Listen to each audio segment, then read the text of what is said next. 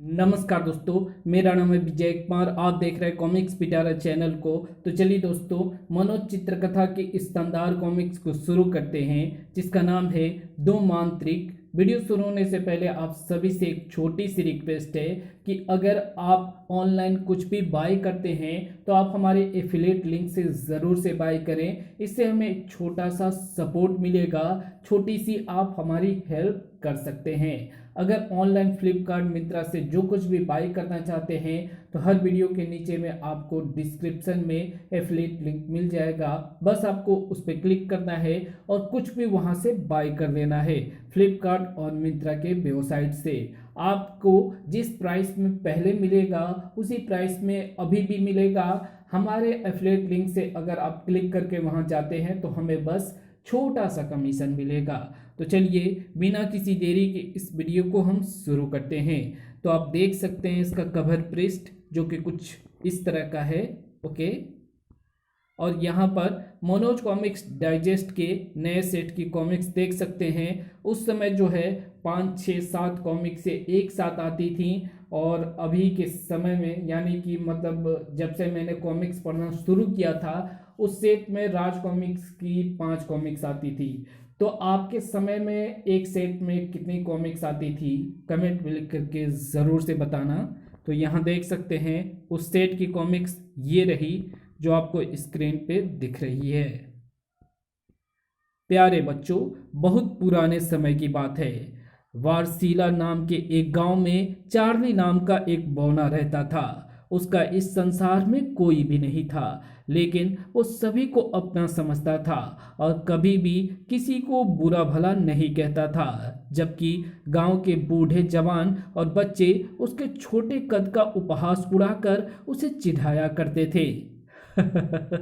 ठिग्गू कहीं का, और पेटू भी। वैसे तो भगवान ने उसको हष्ट पुष्ट शरीर एवं सुंदर चेहरा दिया था, परंतु उसका कद 2 फीट है परंतु उसका कद 2 फुट 6 इंच था। उसे इस बात का बड़ा दुख था, क्योंकि इस गांव में वही एक ऐसा व्यक्ति था जिसका कद इतना छोटा था, और यही कारण था कि अभी तक उसका विवाह भी नहीं हो पाया था। कितना बदनसीब हूं मैं। और ये सही है, भगवान किसी को भी परफेक्ट नहीं बनाता है। किसी ना किसी में कोई ना कोई कमी रहती ही है, और कोई भी परफेक्ट नहीं होता है। अगर वो बहुत अच्छा दिखता है तो उसमें भी कोई ना कोई कमी होगी। अगर कोई अच्छा नहीं दिखता है तो उसमें कोई ना कोई अच्छी चीज़ें ज़रूर से होगी। कोई भी परफेक्ट नहीं है। हर कोई एक दूसरे के पूरक हैं, क्योंकि हर कोई एक दूसरे के सहयोग से ही आगे बढ़ सकते हैं, या हर किसी को किसी न किसी की ज़रूरत और सहयोग पड़ती ही है। वो रोज भगवान से प्रार्थना किया करता था, हे भगवान, मुझे भी लंबा कर दो ताकि सबकी तरह मेरा भी विवाह हो सके और मुझे किसी की दया पर जीवन निर्वाह ना करना पड़े। परंतु भगवान ने भी अभी तक उसकी प्रार्थना नहीं सुनी थी। ये उसके छोटे कद का ही परिणाम था कि कोई भी उसे काम नहीं देता था, अतः उसे आर्थिक एवं सामाजिक कठिनाइयों का सामना करना पड़ रहा था। कई बार तो उसे एक समय का भी भोजन मिलना मुश्किल हो जाता, जबकि अपने पेटूपन के कारण पूरे गांव में वो प्रसिद्ध था। 2 दिन हो गए हैं का 2 दिन हो गए हैं फाका करते, अब तो कोई भी रोटी नहीं देता। एक दिन जब वो रोज रोज के उपहास और भूख से तंग आ गया, उफ, अब सहा नहीं जाता। अच्छा यही होगा कि मैं ये गांव छोड़कर कहीं और चला जाऊं। और गांव छोड़ने का विचार कर एक रात उसने अपनी पोटली बांधी और भूखा प्यासा घर से निकल पड़ा। जब वो गांव से काफी दूर निकल आया तो उसे एक होटल दिखाई दिया, जिसमें गर्म गर्म रोटियां बन रही थी और लोग बैठे मजे से खा रहे थे। आहा, गर्म गर्म रोटियां, चलकर पहले भोजन करूं फिर आगे बढ़ूंगा। क्यों भाई, भोजन का कितना पैसा लेते हो? होटल वाले ने चौंक कर इधर उधर देखा। अरे, ये आवाज अभी अभी किसने लगाई थी? परंतु जब उसे अपने आसपास कोई नहीं दिखाई दिया तो वो पुनः अपने काम में जुट गया। चार्ली ने सोचा कि शायद उसने उसकी बात सुनी ही ना हो, अतः वो फिर जोर से बोला, भाई साहब, मैं यहाँ हूँ, आपके पैरों के पास। क्या आप बताने का कष्ट करेंगे कि भोजन करने का कितना पैसा लगेगा? हैं? तुम यहाँ हो? फिर होटल के मालिक ने उसे आश्चर्यचकित नेत्रों से देखते हुए कहा, भाई, 4 आने में हमारे यहाँ पेट भर भोजन मिलता है। वाह, बन गया काम। 4 आने तो है मेरी जेब में। पेट भर भोजन सुन चार्ली के मुंह में पानी आ गया और वो झट होटल के भीतर घुस गया। होटल वाला भी अपने इस छोटे से ग्राहक को देखकर खुश था। वाह, ऐसे ही ग्राहक रोज आए तो वारे न्यारे हो जाएं। पेट तो इसका एक ही रोटी में भर जाएगा, लेकिन मिलेंगे 4 आने। लेकिन वो उसके पेटूपन के बारे में नहीं जानता था। जानता होता तो हरगिज भी भूत भीतर घुसने नहीं देता। चार्ली एक अच्छी सी जगह देखकर बैठ गया। नौकर ने उसके सामने 2 रोटी और दाल सब्जी परोस दी और वो भोजन करने में व्यस्त हो गया। लेकिन कुछ ही देर बाद नौकर उसे रोटी और सब्जी देता देता थक गया। और लाओ, हे भगवान, ये 2.5 फुटा आदमी है या राक्षस? वहां बैठे अन्य व्यक्ति भी चार्ली के इतना अधिक भोजन करने पर आश्चर्यचकित थे। बाप रे, कितना भोजन करेगा ये? फिर शीघ्र ही सारी सब्जी और आटा खत्म हो गया। मालिक, सारा आटा सब्जी खत्म हो गई, लेकिन उस 2.5 फुटे दानों का पेट अभी भी नहीं भरा और रोटी सब्जी देने के लिए कह रहा है। सुनकर होटल का मालिक जैसे आसमान से गिरा। अबे, क्या बक रहा है? हमारे पास तो इतना आटा और सब्जी थी कि अगर 15-20 ग्राहक भी आ जाते तो उन्हें भी भरपेट भोजन कराया जा सकता था। कहीं तेरा दिमाग तो खराब नहीं हो गया? चल जा, अपना काम कर। मैं ठीक कह रहा हूँ मालिक, वो बौना 20-25 व्यक्तियों का भोजन कर चुका है, लेकिन अभी भी उसका पेट नहीं भरा। मालिक क्रोध में आकर उसे अभी कुछ कहने ही जा रहा था कि तभी चार्ली की आवाज उसके कानों में पड़ी। अबे, कहाँ मर गया? रोटी क्यों नहीं लाता? आए? अभी तो मालिक को नौकर की बात पर विश्वास करना ही पड़ा, क्योंकि बौने चार्ली को होटल के अंदर बैठे 1 घंटा हो चुका था और उसके अलावा केवल 3-4 व्यक्ति और बैठे थे। हे ईश्वर, कहीं ग्राहक के रूप में वो सचमुच ही कोई राक्षस अथवा भूत प्रेत तो नहीं? इतना छोटा कद और इतना भोजन, आश्चर्य है। फिर घबराकर वो झटपट चार्ली के पास पहुंचा। हुजूर, हमारा सारा राशन समाप्त हो गया है, इसलिए और रोटी नहीं मिल सकती, लेकिन अभी तो मेरा पेट नहीं भरा। ये सोचकर कि कोई दुष्ट आत्मा उसको परेशान करने के लिए बौने का रूप धारण करके आ गई है, मालिक अभीत हो गिड़गिड़ाता हुआ बोला, आप 4 आने भी ले जाइए साहब, लेकिन हमें और लज्जित मत करिए। ठीक है, मैं जाता हूँ, लेकिन आइंदा से फिर किसी से 4 आने में भरपेट भोजन करने की बात मत कहना। बिल्कुल नहीं कहूँगा हुजूर, मेरे बाप की तौबा। चार्ली चुपचाप उठकर होटल से बाहर आ गया और अपनी राह पर आगे बढ़ने लगा। मालिक उसको ऐसे घूरता रहा और उसे डर हो कि वो फिर पलटकर उस होटल में ना आ जाए। कमाई गई भाड़ में आसानी से टल गया, इतना ही बहुत है। हे ईश्वर, तेरा लाख लाख शुक्र है। पूरी रात चलते रहने के पश्चात चार्ली सुबह होते ही एक घने जंगल में पहुंच गया। उफ, बहुत भयानक एवं घना जंगल मालूम पड़ता है। तेज चलूं, जितनी जल्दी इसे पार कर लूंगा उतना ही मेरे हक में अच्छा रहेगा। तभी उसे एक वृक्ष तले बंदरनुमा एक भयानक जानवर बैठा नजर आया। डर के मारे उसकी जान निकलने लगी। अरे बाप रे, कैसा भयानक जानवर है! इससे पहले कि उसकी दृष्टि मुझ पर पड़े, भाग निकलूं। फिर वो वहां से भागने ही वाला था कि वो बंदरनुमा किंतु भयानक जानवर बोल उठा, ठहरो भाई, मुझसे डरो नहीं, मैं तुम्हें कोई क्षति नहीं पहुंचाऊंगा। अरे, ये भयानक जानवर तो इंसानी भाषा भी बोलता है। और चार्ली पलटकर आश्चर्य से जानवर को देखने लगा। डरो नहीं भाई, आओ मेरे करीब आओ, मैं घायल हूँ, क्या तुम मेरी थोड़ी सी मदद कर सकते हो? ओह, तो ये बेचारा घायल है। चार्ली को उस पर दया आ गई और वो डरता डरता उसके निकट पहुंच गया। कहिए महाशय, मैं आपकी क्या सहायता कर सकता हूँ? यहाँ से 2 मील दूर एक मैदान है। उस मैदान की घास लाकर और उसे पीसकर उसके घोल का यदि मेरे जख्मों पर लेप कर दिया जाए तो मैं तुरंत अच्छा हो जाऊंगा। क्या तुम मेरे लिए इतना कष्ट उठा सकोगे?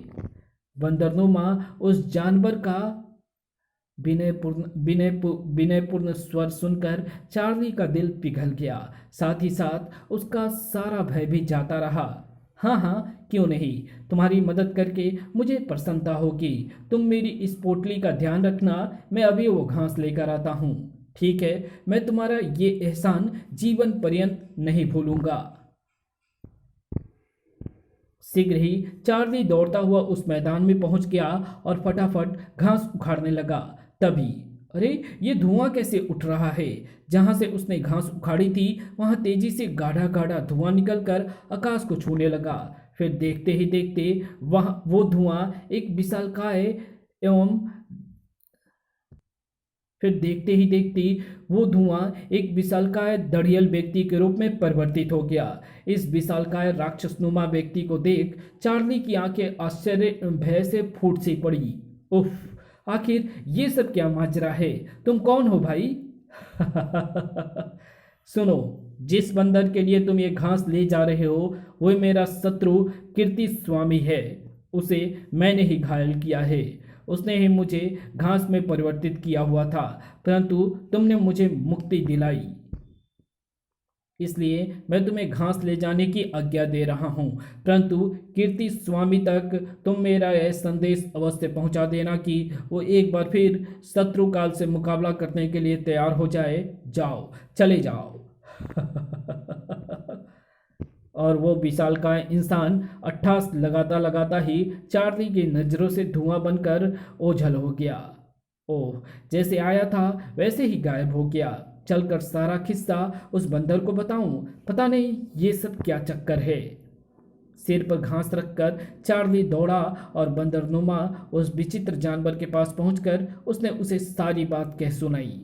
ओह, उसे मुझे जरा भी उसे मेरी जरा सी भूल के कारण मुक्ति मिल गई। खैर कोई बात नहीं, तुम जरा जल्दी से इस घास को पीसकर इसका लेप मेरे जख्मों पर कर दो। अभी लो। फिर शीघ्र ही चार्ली ने घास पीसकर उसके घोल का लेप बंदर के जख्मों पर कर दिया। लेप के करते ही बंदर तुरंत स्वस्थ हो गया। तब उसने अपने गले में पड़ा ताबीज उतारकर चार्ली को देते हुए कहा, तुमने मेरी सहायता की है, इसलिए ये ताबीज लो और अपने गले में पहन लो। ये तुम्हारी हर संकट पर सहायता करेगा। उस ताबीज को ले चार्ली अब आश्चर्य से उसे उलट पलट कर देखने लगा, लेकिन वो उसे साधारण ताबीजों जैसा ही लग रहा था। फिर जैसे ही उसने उस स्थान की ओर देखा जहां बंदरनुमा वो भयानक जानवर बैठा था, तो आश्चर्य से उछल पड़ा, क्योंकि अब वो वहां नहीं था। अरे, वो कहाँ चला गया? कहीं वो भी विचित्र बंदर के रूप में कोई मायावी ही तो नहीं था? जरूर ऐसा ही होगा। परंतु ना जाने क्यों ताबीज के हाथ में आने के पश्चात उसे बिल्कुल भी डर नहीं लग रहा था। उसे ऐसा लग रहा था जैसे उसके अंदर असीम शक्ति एवं बुद्धि का संचार हो रहा है। कुछ सोचकर उसने ताबीज को अपने गले में डाला और आगे बढ़ चला।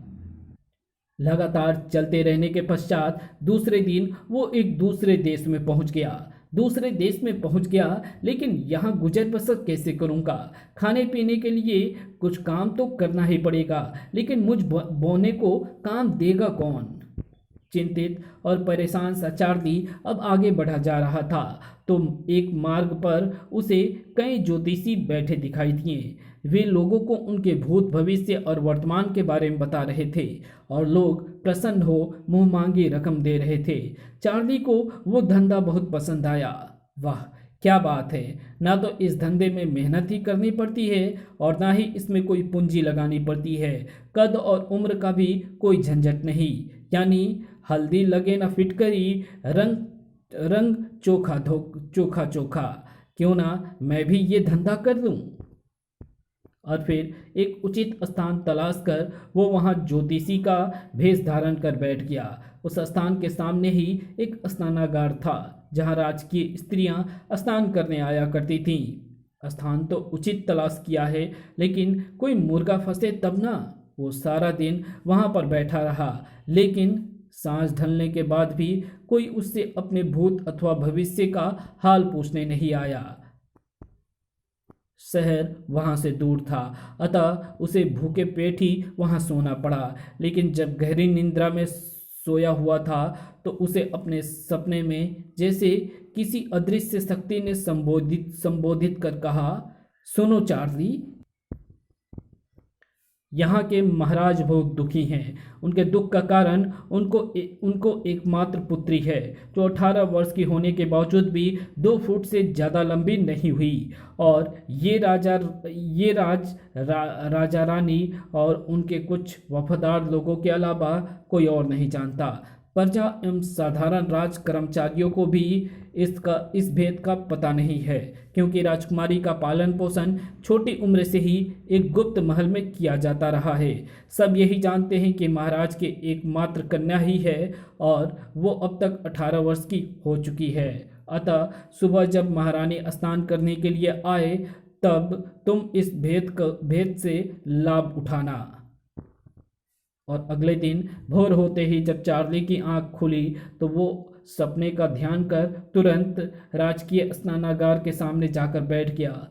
बड़ा विचित्र सपना था। यदि सच्चा हुआ तो मालामाल हो जाऊंगा, वरना जान से जाऊंगा। खैर, अब जोखिम उठानी तो पड़ेगी ही।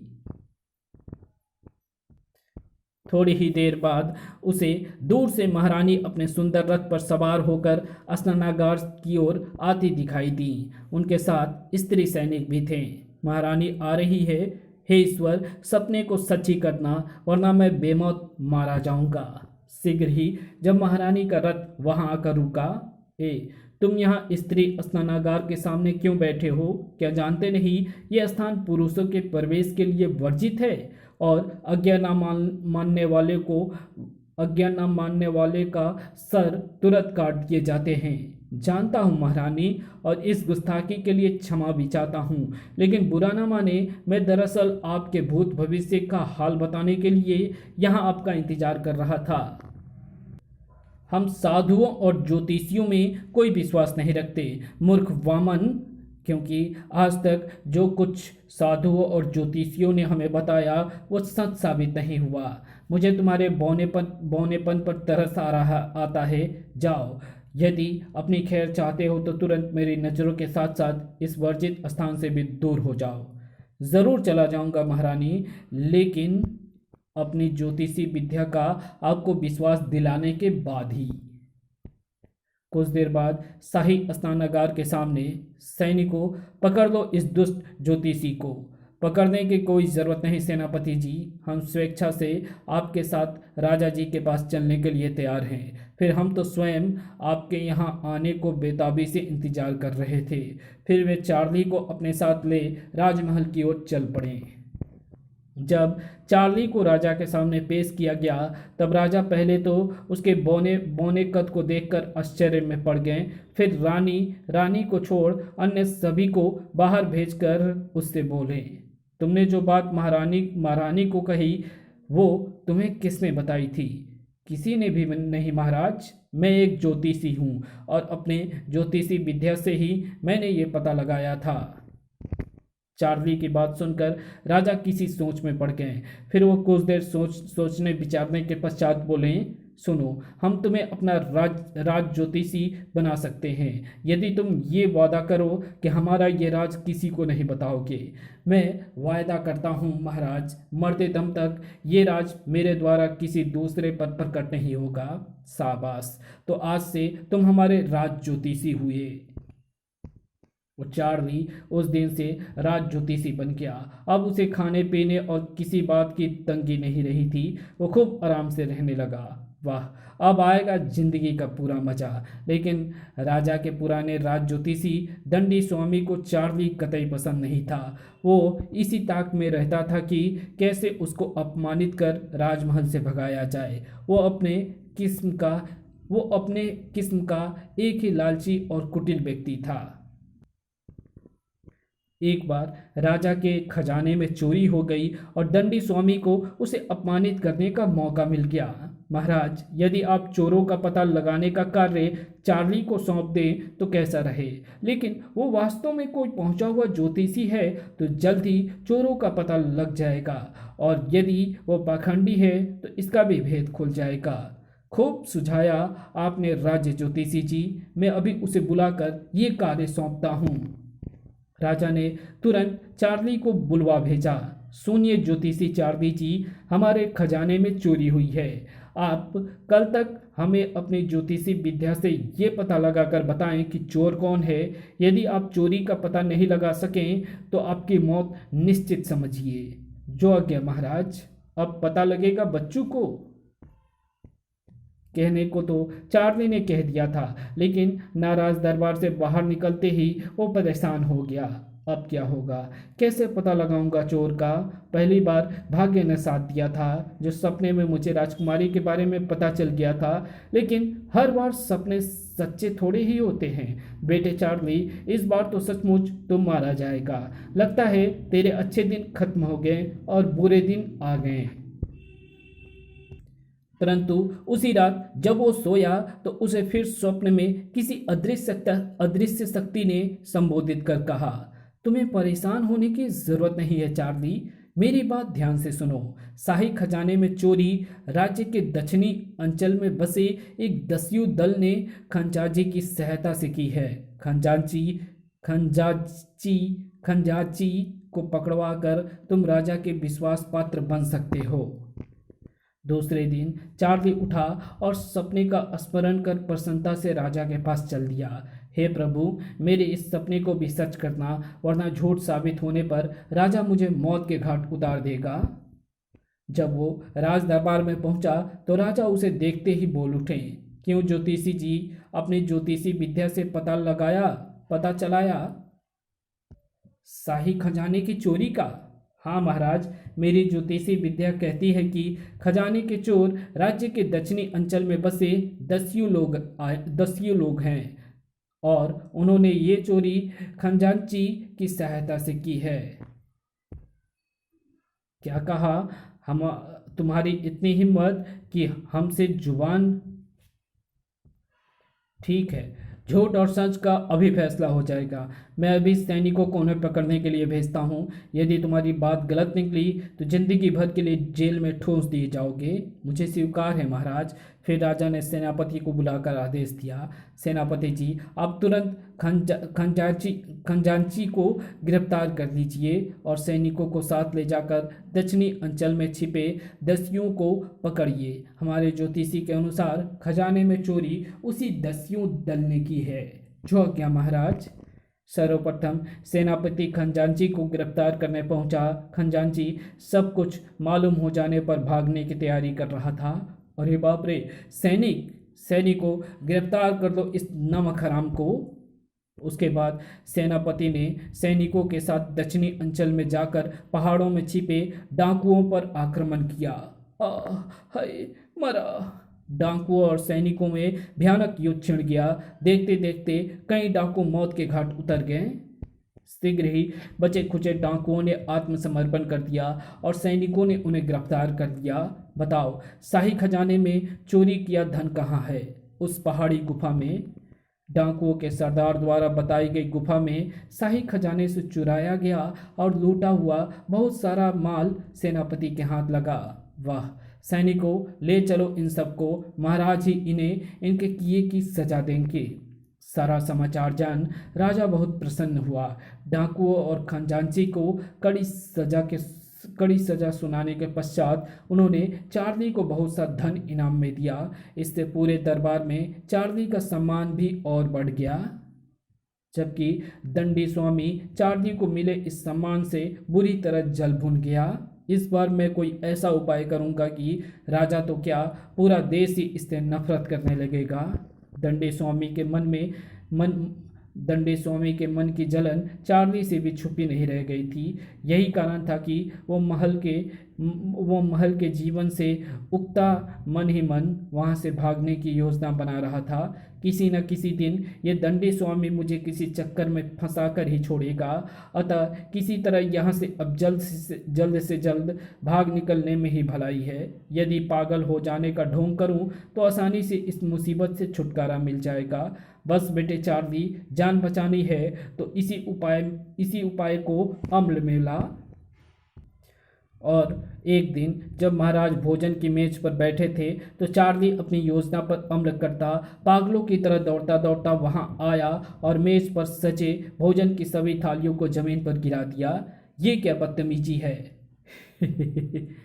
राजा की आंखें क्रोध से लाल हो उठी, लेकिन इससे पहले कि राजा सैनिकों को बुलाकर चार्ली को गिरफ्तार करने का आदेश देता, एक आश्चर्यजनक घटना घटी। ना जाने कहां से एक बिल्ली वहां पर आई और गिरा हुआ भोजन खाने लगी, और भोजन खाते ही वो मर गई। ये दृश्य देख जहां राजा का सारा क्रोध काफूर हो गया, वहीं कुशाग्र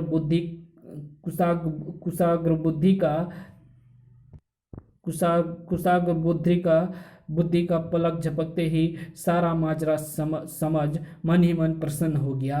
उफ, ये क्या, बिल्ली खाना खाते ही मर गई, यानी इस भोजन में जहर था। हाँ महाराज, लेकिन अपनी ज्योतिषी विद्या के कारण मुझे इसका पहले ही पता चल गया था, इसलिए मैंने सारा भोजन जमीन पर गिरा दिया। शाबाश, हम तुमसे बहुत प्रसन्न हुए। तुम वास्तव में सच्चे ज्योतिषी हो। तुमने उचित समय पर आकर हमारी जान बचाई, अतः आज से हम तुम्हें दंडी स्वामी का पद देते हैं। यही नहीं, दंडी स्वामी के साथ साथ अन्य सभी राज ज्योतिषी भी तुम्हारे नीचे काम करेंगे और तुम्हारे आदेश का पालन करेंगे। चार्ली मन ही मन हर्ष से उछल पड़ा। कहाँ तो पागलपन का ढोंग रचाकर वो वहाँ से भाग निकलने की सोच रहा था, और कहाँ भाग्य ने उसे और अधिक बड़ा आदमी बना दिया था। परंतु दंडी स्वामी को चार्ली से ये एक और बड़ा आघात लगा था। वो इस अपमान को बर्दाश्त ना कर सका और उसके हृदय में प्रतिशोध की भावना भड़क उठी। उसने प्रतिज्ञा ली, मैं अपने अपमान का बदला अवश्य लूंगा। चार्ली के साथ साथ राजा और उसके वंश को भी खाक में मिलाकर चैन की सांस लूंगा, चाहे इस कार्य के लिए मुझे अपने भाई शत्रुकाल के ही शरण में क्यों ना जाना पड़े। और जब काफी समय तक दंडी स्वामी का चार्ली पर कोई वश नहीं चला तो सचमुच अपने भाई शत्रुकाल से मिलने चल पड़ा। अब तो भाई शत्रुकाल ही इस मामले में मेरी मदद कर सकता है, क्योंकि वो जादुई शक्ति का मालिक है। उस समय शत्रुकाल आराम करने जा रहा था जब उसका भाई दंडी स्वामी उसके पास पहुंचा। अपने भाई को देखते ही देखते वो उसके मन का सारा हाल समझ गया और गरजता हुआ बोला, कौन है वो कमीना जिसने मेरे भाई को सताने की हिम्मत की? बोलो दंडी, कौन है वो जिसकी मौत मेरे हाथों लिखी है? दंडी स्वामी एकदम अपने भाई के चरणों में जा गिरा और रोता हुआ बोला, भैया, मेरे हृदय में प्रतिशोध की आग जल रही है। उस दुष्ट बौने ज्योतिषी चार्ली ने मेरा घोर अपमान किया है। राजा को अपने वश में कर उसने मुझसे मेरा पद छीन लिया है, और अभी भी वो ना जाने कितना मुझे और नीचा दिखाने की तैयारी कर रहा है। ठहरो दंडी, जरा मुझे उस ज्योतिषी के बारे में जानने दो। कहकर शत्रुकाल ने अपना हाथ सामने दीवार पर लगे गोत शीशे की ओर करके झटका। तुरंत शीशे पर चार्ली दिखाई देने लगा। वो इस समय भोजन करने में व्यस्त था। शत्रुकाल उसे देख भयानक अट्टहास कर उठा। ये भोजन तुम्हारे जीवन का अंतिम भोजन है। मेरे भाई के स्थान पर कोई नहीं बैठ सकता। और शत्रुकाल अपने हाथ में थमी छड़ी को शीशे के ऊपर घुमाने लगा। जाओ, उस बौने को समाप्त कर दो। उधर चार्ली खाने में व्यस्त था कि उसी समय एक भयानक अजगर कमरे में न जाने कहां से प्रकट हुआ और फुफकार भरता हुआ चार्ली को अपने लपेट में लेने के लिए आगे बढ़ा। उफ, लेकिन घोर आश्चर्य, जैसे ही अजगर ने चार्ली को निगलने के लिए अपना विकराल मुख खोला, चार्ली के गले में पड़े ताबीज से चकाचौंध करने वाली किरणें निकली और अजगर के मुंह में जा समाई।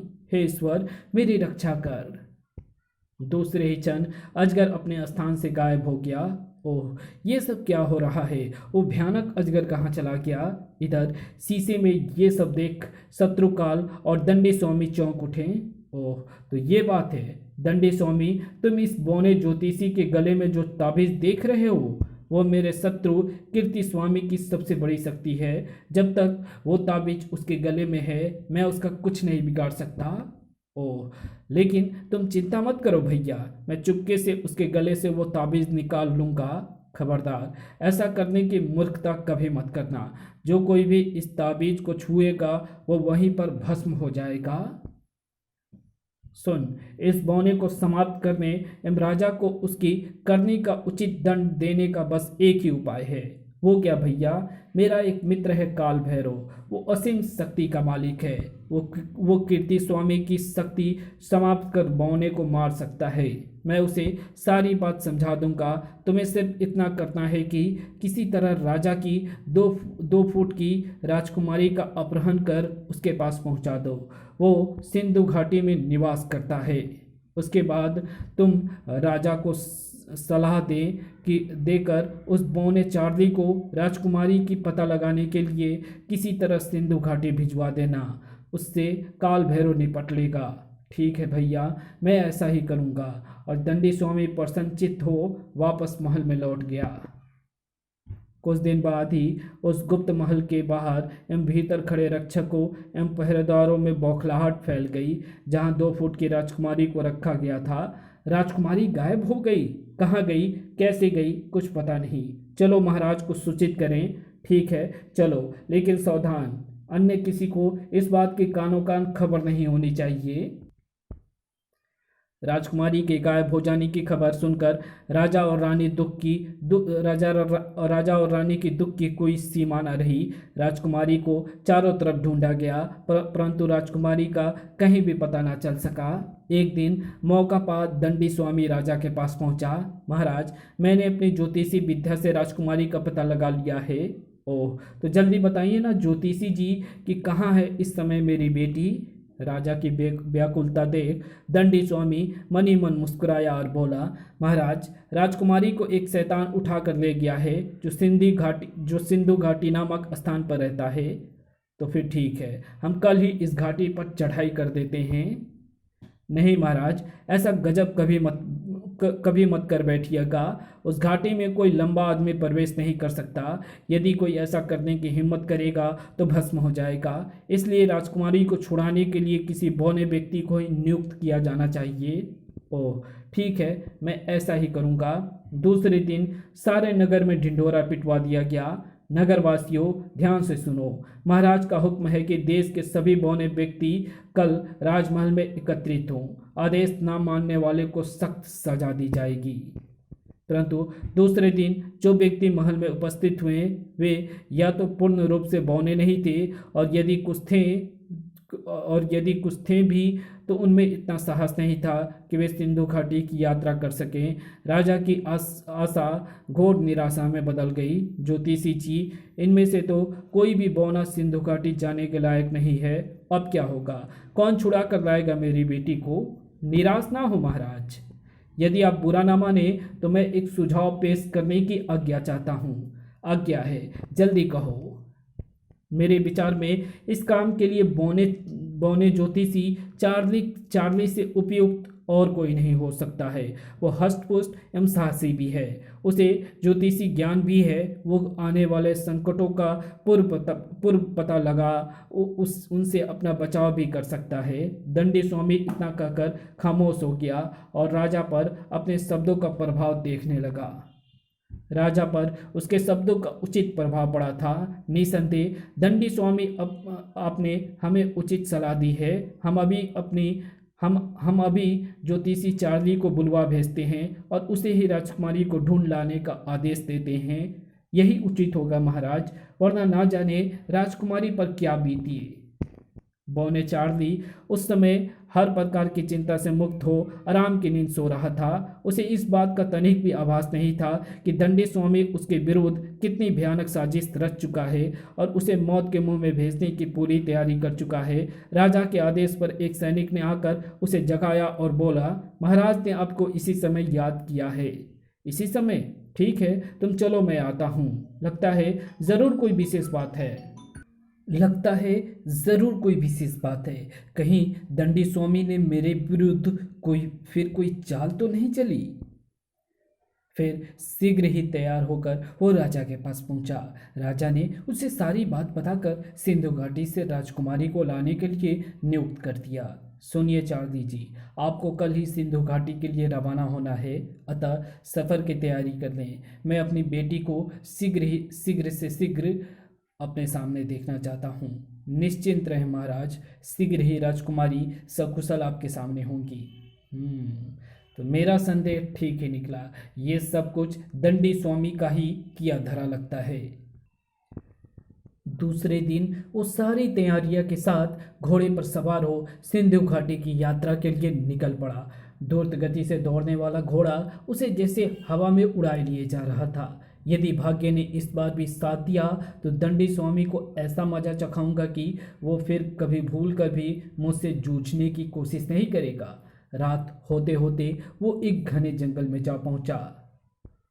अब उसे बड़ी जोरों से भूख और प्यास सताने लगी थी। पहले खा पी कर रात काटने के लिए किसी उपयुक्त स्थान की खोज करनी चाहिए। सुबह पुनः आगे बढ़ूंगा। फिर एक उपयुक्त वृक्ष देखकर उसने उस पर एक मचान बनाया और खा पी कर लेट गया। घोड़े को वो पहले उस वृक्ष के तने के साथ बांध चुका था, परंतु अभी उसकी आंख लगी ही थी कि उसे ऐसा लगा जैसे वो हवा में उड़ रहा हो। उसने चौंक कर जो नीचे देखा तो उसके आश्चर्य का ठिकाना न रहा। हाय मेरी माँ, ये सब क्या चक्कर है? पेड़ तो हवा में उड़ रहा है। उड़ते उड़ते वृक्ष एक समुद्र के ऊपर पहुंचा और तेजी से नीचे की ओर झुकने लगा। उफ, ये तो पानी में डुबकी लगाने जा रहा है। फिर इससे पहले कि वृक्ष समुद्र में समा जाता, चार्ली वृक्ष से कूद गया और पानी में तैरने लगा। यदि कूदता नहीं तो वृक्ष के साथ ही समुद्र के गर्भ में पहुंच गया होता, लेकिन मेरे हथियार आदि तो पेड़ के साथ ही समुद्र के गर्भ में पहुंच गए। अब खतरों का सामना कैसे कर पाऊंगा? तभी 10-12 विशालकाय मगरमच्छों का अपना भयंकर जबड़ा तभी 10-12 विशालकाय मगरमच्छों को अपना भयंकर जबड़ा खोले अपनी ओर बढ़ते देख चार्ली बुरी तरह घबरा उठा। हे ईश्वर, अब क्या करूं? ये तो मेरी बोटी बोटी चबा जाएंगे। लेकिन जैसे ही वे मगरमच्छ उसके निकट पहुंचे, उसके गले में पड़ी ताबीज से चमकदार तेज किरणें निकलकर उन पर पड़ी। आए, फिर वही चमकदार किरणें इस ताबीज से निकल रही है और दूसरे ही क्षण वे सभी मगरमच्छ आग की भयानक लपटों में घिर गए। चार्ली अपने स्थान पर ठगा सा स्थिर खड़ा रह गया। इन विचित्र चमत्कारों के रहस्य उसकी समझ में जरा भी नहीं आया था कि आखिर वो कौन सी अदृश्य शक्ति है जो बार बार उसकी मदद कर रही है। कुछ समझ में नहीं आ रहा, आखिर ये सब क्यों और कैसे हो रहा है। फिर देखते ही देखते सभी मगरमच्छ जलकर स्वाहा हो पानी में बह गए। चार्ली को समझ में कुछ नहीं आया, लेकिन पानी में रुकना ठीक न समझ वो किनारे की ओर तेजी से तैरने लगा। लगता है कोई मांत्रिक मुझे अपनी मंत्र शक्ति से मारना चाहता है। हो सकता है उस मांत्रिक का संबंध दंडी स्वामी से हो और शीघ्र ही बिना किसी अन्य खतरे से दो चार हुए वो सकुशल किनारे तक पहुंचने में सफल हो गया। उफ, एक बार फिर उसी अदृश्य शक्ति ने मेरे प्राण बचाए, लेकिन मुझे आगे बढ़ना चाहिए। यहाँ रुकने से कोई लाभ नहीं। क्या चार्ली आगे बढ़ सका? चार्ली के गले में पड़े उस विचित्र ताबीज का क्या रहस्य था? वो अदृश्य शक्ति कौन सी थी जो बार बार उसकी मदद कर रही थी? क्या चार्ली शत्रुकाल के मित्र काल भैरव से मुकाबला कर 2 फुट की राजकुमारी को सिंधु घाटी से आज़ाद करवा पाने में सफल हुआ? इन सभी प्रश्नों के उत्तर जानने के लिए पढ़ें मनोज चित्रकथा के आगामी सेट के कॉमिक्स चमत्कारी ताबीज। तो मिलते हैं इसकी अगली कॉमिक्स में जिसका नाम है चमत्कारी ताबीज। और आप सभी का शुक्रिया कि आपने इस वीडियो को पूरा देखा। और इस वीडियो में हमें दिखाया गया है कि कद कोई भी हो, कोई भी इंसान कैसा भी हो, फिर चाहे वो गोरा हो, काला हो, छोटा हो, बड़ा हो या जिस तरह का हो, नेचर यानी प्रकृति ने जिस आदमी को जिस तरह से बनाया है हमें उसे एक्सेप्ट करना चाहिए और उसकी कमी को नज़रअंदाज करते हुए हमें उसे प्रायोरिटी देनी चाहिए। लेकिन आज के समय में हर कोई ये चीज़ समझता है, लेकिन रियल लाइफ में इस चीज़ को फॉलो नहीं करता है। क्योंकि कई बार मैंने देखा है जो अच्छी अच्छी बातें करते हैं या जो बहुत ज़्यादा पढ़े लिखे हैं वो भी कहीं ना कहीं डिस्क्रिमिनेशन करते हैं और कभी कभी ऐसी बातें करते हैं जैसे कि मतलब उनके पास मतलब कोई मतलब दिमाग ही नहीं हो और नॉनसेंस टाइप की बातें करते हैं। तो आशा है आप हमारी बात को समझ रहे होंगे और वीडियो कैसी लगी कमेंट में लिख करके ज़रूर से बताना। और ये हमारी अपनी राय है और आपकी क्या राय है कमेंट में लिख करके ज़रूर से बताना। मिलते हैं आपसे इसकी अगली कॉमिक्स चमत्कारी ताबीज़ में, तब तक के लिए बाय।